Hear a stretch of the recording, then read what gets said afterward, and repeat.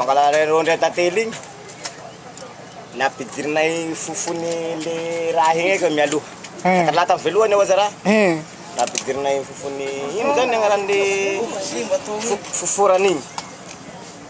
Fofona eky, fofonay da niavavany zany le reny. Avy amizay zay tinapakain'izay zany ny zanany. Niditra papiny agnatiny ao heky. Tinapakain'izay ny papiny. Da nipezana igny rondry iany. Pinay da naisa amy le cadre. Ko sy hitanay rondry ia.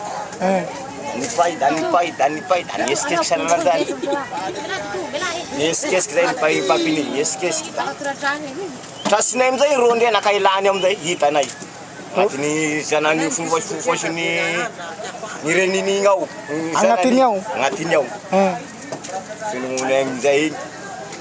Nainay agnatiny le tragnony kelikeliky igny. Lumbom-botely? Amy lumbom-botely igny. Igny zay napidiranay rondry iany.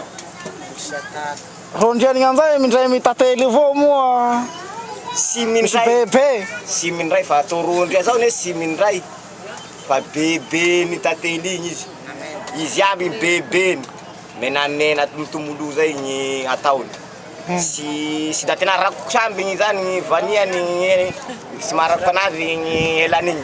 Fa bebe izy. Baraky mitingitsy sananany zany.